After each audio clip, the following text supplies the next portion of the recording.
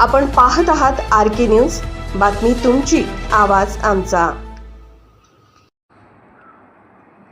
केजचे तहसीलदार राकेश गिड्डे यांचे कार अपघातात दुर्दैवी निधन।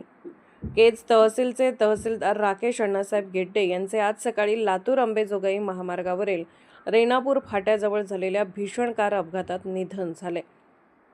राकेश गिड्डे हे स्वतःच्या कारने प्रवास करत असताना त्यांच्या वाहनाचा अपघात झाला। प्राथमिक माहितीनुसार कारमध्ये ते एकटेच होते आणि गाडी वेगात असताना अचानक नियंत्रण सुटून पलटी झाल्याने हा अपघात घडल्याचा अंदाज रेणापूर पोलिसांनी वर्तवला आहे। अपघाताची तीव्रता इतकी मोठी होती की यामध्ये त्यांचा जागीच मृत्यू झाला। घटनेची माहिती मिळताच स्थानिक पोलिसांनी तातडीने धाव घेऊन त्यांचा मृतदेह उत्तरीय तपासणीसाठी रेणापूर येथील ग्रामीण रुग्णालयात दाखल केला आहे। एका कार्यक्षम आणि तरुण अधिकाऱ्याच्या अशा अचानक जाण्याने महसूल प्रशासनासह संपूर्ण केज तालुक्यावर मोठी शोककळा पसरली आहे। केज तालुक्यातील सर्वसामान्यांना न्याय देण्याचे काम तहसीलदार राकेश गिड्डे यांनी गेल्या 2 वर्षात केले।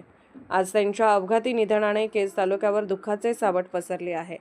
तहसीलदार राकेश गिड्डे यांचे मूळ गाव सांगली जिल्ह्यातील मिरज तालुक्यातील एरंडोली या गावचे ते रहिवासी होते। सदरील प्रकरणाचा तपास हा रेणापूर पोलीस ठाण्याचे पोलीस करत आहेत। RK न्यूज चॅनलला लाईक करा, शेअर करा आणि सबस्क्राईब करा।